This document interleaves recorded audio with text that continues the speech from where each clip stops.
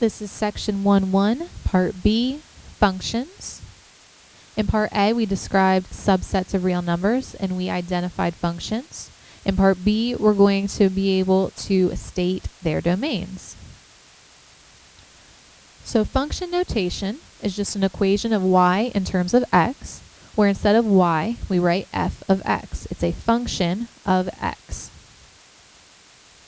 So if our equation is y is equal to negative 6x, then our function would just be f of x is equal to negative 6x. You just replace that y with f of x. The independent variable in a function is usually going to be your x value. It's going to represent the domain. And the dependent variable in a function is usually your y, and that's going to represent your range. So we're just going to find each value. The number that's inside the parentheses tells you what you're going to substitute in for your x value.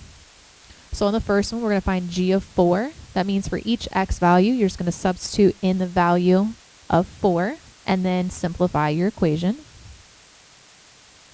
So every place we have an x, we replace that with 4. So we have 4 squared plus 8 times 4 minus 24. If we simplify this, 4 squared is going to give me 16. 8 times 4 is 32. And then if we just combine like terms, 16 plus 32 minus 24 will just give us 24. So g of 4 is equal to 24.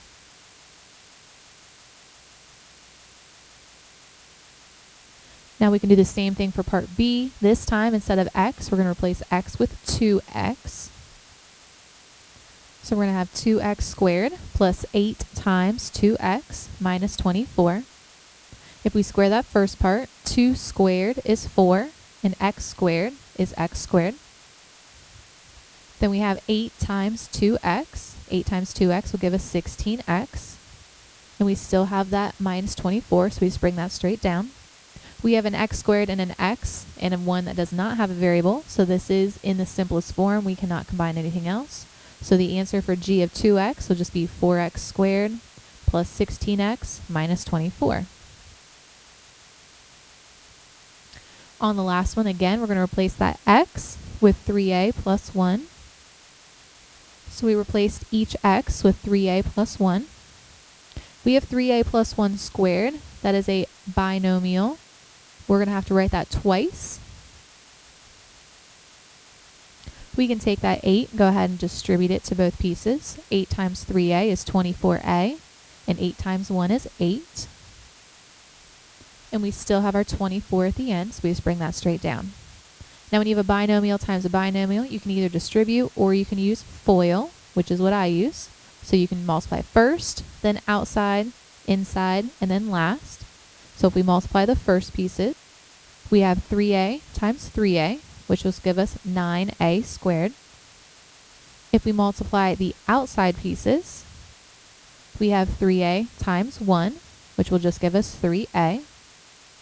Then we multiply the inside pieces, which is 1 times 3a, which is still 3a. Then we multiply the last parts, which is 1 times 1, and 1 times 1 will give us 1. Then we can just bring down the other parts. We have the 24a, and if we combine like terms, 8, a positive 8, and a negative 24 will give us a negative 16. Now we just have to combine like terms. 9a squared is the only part that has an a squared, so that'll just come straight down. 3a plus 3a will give us 6a, plus the 24a will give us a total of 30a. Then we have a positive 1 and a negative 16, which will give us negative 15. So our answer will just be 9a squared plus 30a minus 15. The implied domain is just the set of all real numbers for which the expression used to define the function is real. So this just means what are all the x values that we can put in, and we're still going to get a y value that is a real number. If your function has a fraction, the domain has to make sure that the denominator is never 0. So if you ever have a fraction, to find the denominator, To find the domain, we can set the denominator equal to 0 and see what it cannot equal, because the denominator can never equal 0. So in this case, we know that x squared minus 7x cannot equal 0. You can either factor this by completing the square, or you can just try to figure out what x values would give us 0. For instance, if we substituted in the value of 0 for x, then 0 squared minus 7 times 0 is 0, so our x value cannot be 0. Also, if we substitute in the value of 7, 7 squared is 49, and 7 times 7 is 49. 49 minus 49 would still give us 0, so x cannot equal 7. So our domain for that first function, x cannot equal 0, x cannot equal 7. If your function has a radical, you can only take the square root of 0 and positive numbers, so it cannot be a negative number inside the radical. So we do know that t minus 5 has to be greater than or equal to 0.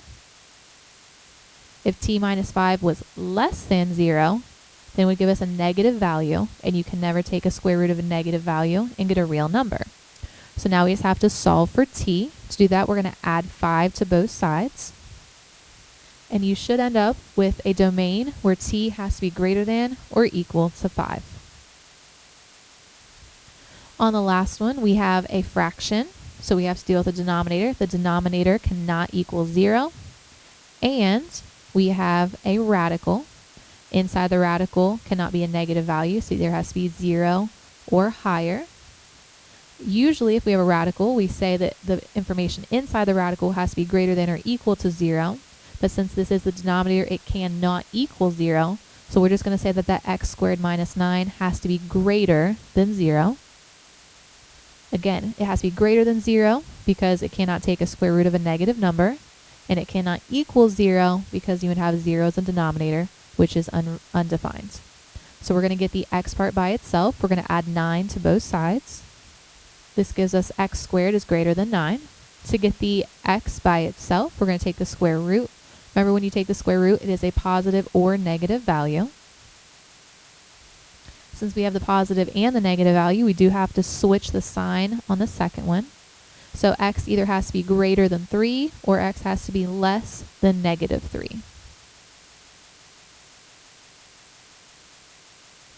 We can also have piecewise defined functions. These are just functions that have 2 or more expressions for different intervals of the domain. So the graphs might have different pieces. When you have a piecewise function, you just have to decide which part of the function you're going to substitute in your value. So we need to find f of negative 3 and f of 12. If we look at our expressions, negative 3 is somewhere between negative 6 and 12. So since our x value is between negative 6 and negative 12, that tells us we're going to use that piece of our function to substitute in for. So we will be substituting our x value into the x squared plus x plus 1. So we take that part of the function, we substitute in our negative 3. Negative 3 squared is 9. 9 minus 3 is 6. And 6 plus 1 is 7. So we know our f of negative 3 is equal to 7. We'll do the exact same thing to find f of 12. Again, you're going to look to see which interval our x lies in. When we have x is 12, that's going to fall between negative 6 is less than or equal to is x, which is less than or equal to 12. Because it has that equal to part, it will also be in that middle piece. Because if x is 12, it's going to fall in that range. So we're going to substitute in our value of 12 in for those x's. 12 squared is 144, plus 12 is going to give us 156, plus 1 is 157. So we know that f of 12 is equal to 157.